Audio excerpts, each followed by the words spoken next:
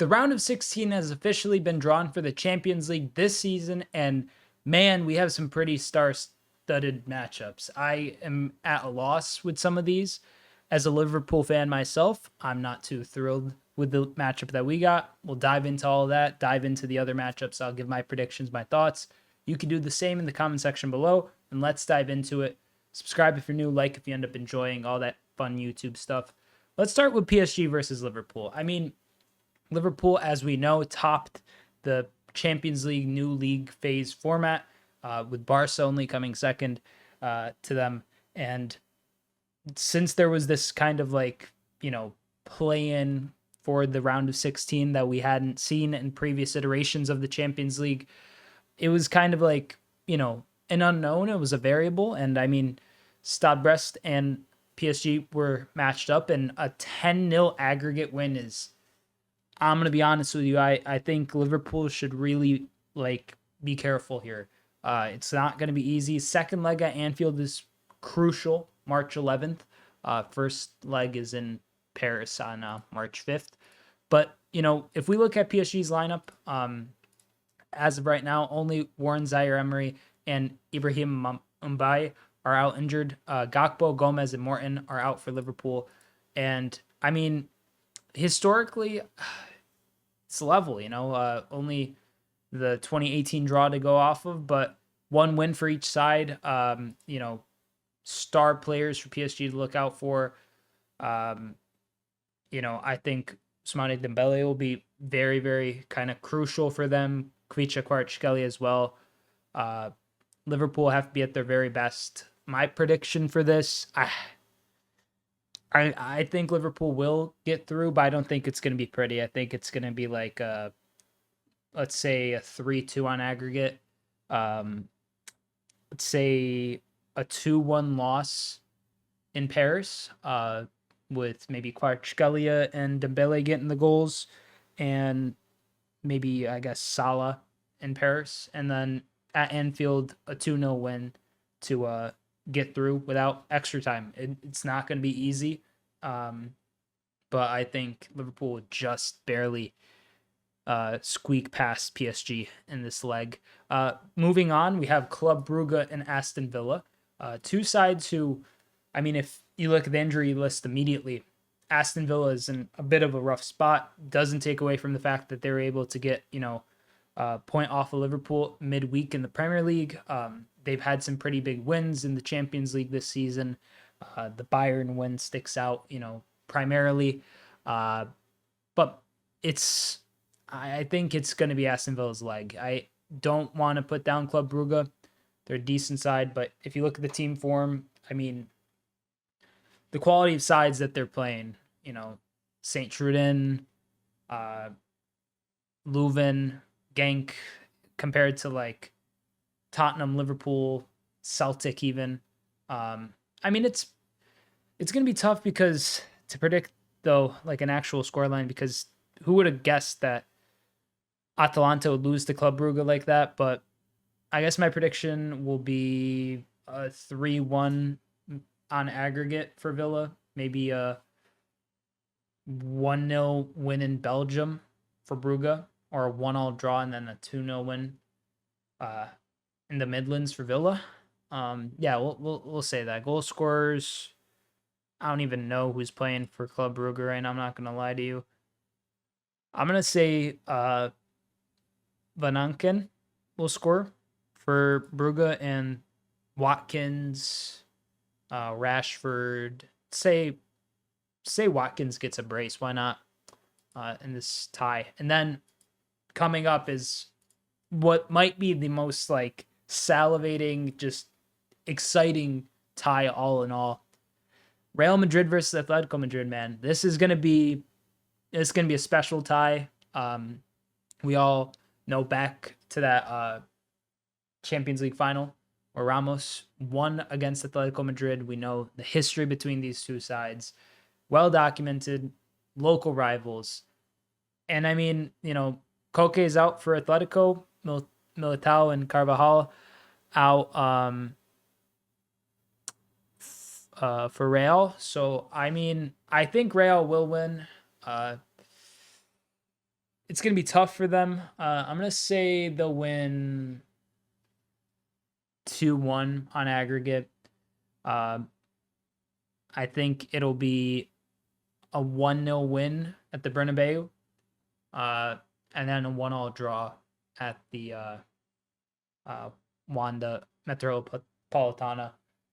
So I just butchered the stadium, but regardless, I think we'll see a goal from Mbappe and then Jude in the second half or the second leg.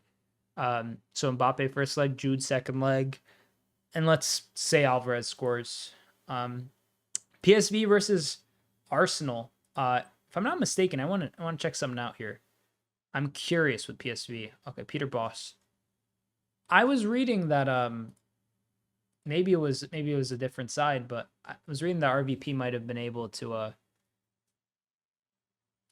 join the PSV coaching staff. But regardless, PSV, they've been pretty decent. I think pretty decent is a lot better than what they've been recently, I guess, with a 4-3 win on aggregate against Juventus.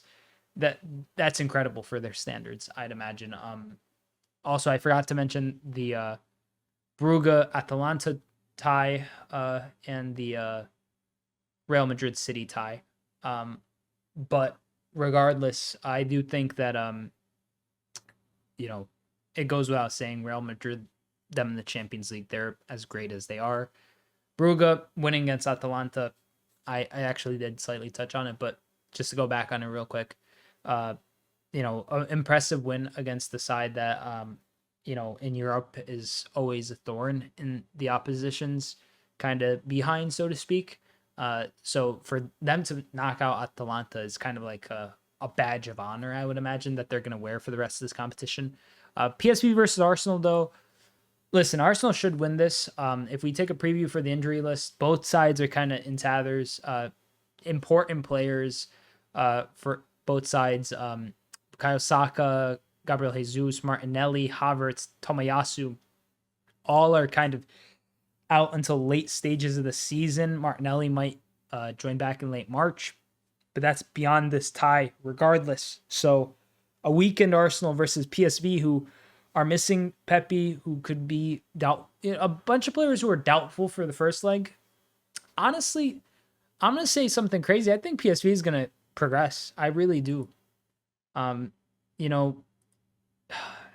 mean, you could very easily see Arsenal just, put them to bed, but I don't know, between I think Luke de Jong might feature, Pepe if he's in the second leg, Tillman, Dest.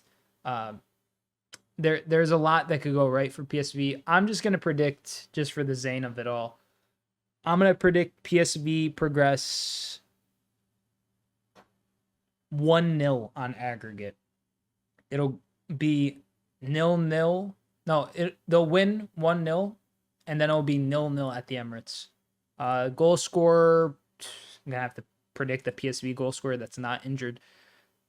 Luke de Jong. Yeah, Luke de Jong. Easy. Moving forward, Benfica versus Barca. Benfica, man, 4-3 win against Monaco in the play-in, or I guess, the playoffs, they're calling it. That's pretty impressive. Monaco is not at the top, but they're definitely at that tier, 1-2 below, away from Real Madrid, Barca, the Liverpools and cities of the world. But I do think winning in this kind of thrilling fashion, sure, a 3-3 draw at home after being up 1-0 away, that's not ideal, but you hung on. But I think you're not going to be holding on much longer. Let's be real. First leg in Benfica, I'm going to say, let's just say that Benfica wins 1-0. Just for the fanfare of everything. But Barca is going to come back and just score 5. So for Benfica, I'll say Pavlidis. Is he injured? I hope he's not injured. It's going to be lame. A lot of guys are injured, but yeah, let's just say Pavlidis scores for Benfica in the first leg, or first half of the leg. In the second match, Yamal hat trick, Rafinha, and Lewandowski. Why not? Barca just scores 5 goals in the Champions League so much. Like you've seen them ship so many goals past sides. I could totally see them being a little asleep at the wheel for the first one. Then that second one, it's a Tuesday, a little earlier in the day. Benfica might not be ready for what the Camp Nou has to offer. So moving forward to Borussia Dortmund versus Lille. Dortmund won 3-0 against Sporting. Obviously a Ruben Amorim-less Sporting side that currently, I don't know how they're doing in Portugal, but aren't in the Champions League. So we have to factor in Dortmund and Lille. And Lille, I mean, they got into the last 8 for some pretty classic and kind of memorable wins. I'm pretty sure they beat Real Madrid. I think they won against City. I could be wrong. Don't quote me. It was either a win or a draw. But they had some really, really tough fixtures, and they still managed to get in the top 8. I think this is going to be a really interesting affair as well. Dortmund at home, first leg, let's say 1-1 with maybe I don't know who I think was going to. I should have looked the injury list. This is crucial. So Lille doesn't have a lot of goal scorers out injured. But Dortmund, let's see who is going to score. Guirassy maybe. Nah, it's definitely just first leg. Definitely going to be Bino Gittins scoring in a 1-1 draw with Jonathan David scoring the other. And then I could see it being like 1-1 in both legs. David again at home. And then maybe someone like Brandt popping up with a goal. And then it going to extra time. I think this will be decided on penalties. That's what I'm saying. To not beat around the bush. Penalties with Dortmund progressing just barely. Like just barely. Beyond that, another huge clash. Bayern versus Bayer Leverkusen. Xabi Alonso, let's see what you're made of, versus Vincent Kompany in a tie. It's going to be very interesting. This is tough. I think Bayer Leverkusen is going to get through, honestly. Like 3-2 against Celtic. Like, no offense. I grew up watching Brendan Rodgers. He's not an awful coach. And Celtic's not an awful club. I actually I have a soft spot for Celtic. But like Celtic, it's like Bayern as a club that has won the Champions League very, very recently in relative history should be held to a higher standard. So I think this is going to be a harsh wake-up call. I think I would have loved to see Celtic get through. Since they haven't, I got to go with my gut. I think Leverkusen's going to not dominate, especially not in the first leg. First leg, I could see it being like 2-1 for Bayern. Like Kane and Musiala scoring maybe. Is anyone injured? I should check that. Kane is injured, so he's not going to be the guy I'm going to predict to score. Who could fill in? Let's say Elise and Musiala with the goals in the first leg. Wirtz with the other goal in the first leg. And then I think 2-0 at home. So a 3-2 progression. Other goal scorers for Bayer Leverkusen. Let's say, it's tough to say. Let's say Wirtz again the second leg, and Xhaka with a long-range strike. And finally, the last of the fixtures, I've kind of been yapping a ton, but to cap things off, Feyenoord versus Inter. Feyenoord, they beat one of the Milan sides to get here, so man, who's to say they can't beat another? It's harsh to kind of like, I've already predicted one Dutch team to go through. But the thing is, if I predict both, that's putting all my eggs in one basket. First leg, Feyenoord. Listen, that was an impressive win from Feyenoord. Really was. And, let's look at this Inter side. Ooh, they've got a lot of injuries, man. They've got a lot of injuries. Early March. Man, dude, I don't see them. Timber's out for the legs. Biojo's out. Man, yeah, Summer is out with a broken finger though. Who's their backup goalie? This is an interesting tie, you see, because backup goalie is either Josip Martinez, who's not really doing too hot last season, from what I see, and De Gennaro, who's 0 clean sheets, 1 match. He's only featured. Well, okay, never mind. Why is that injury there? That's so old. But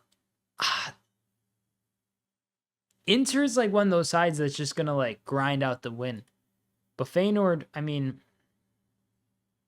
who else do they have that's like Bielen Hanko?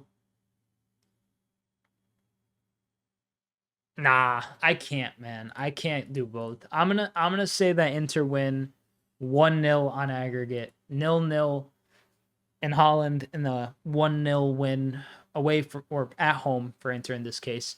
Goal from Lautaro Martinez. So, should my predictions come true, this is basically how I see things going.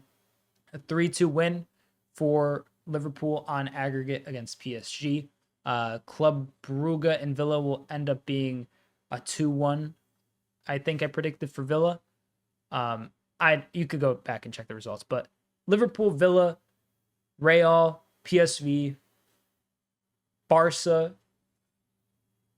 Borussia Dortmund, Bayer Leverkusen, Inter. So should that kind of go through, the next matchups would be Liverpool, Aston Villa, Real Madrid, PSV, Barca, Dortmund, and Bayer Leverkusen, Inter.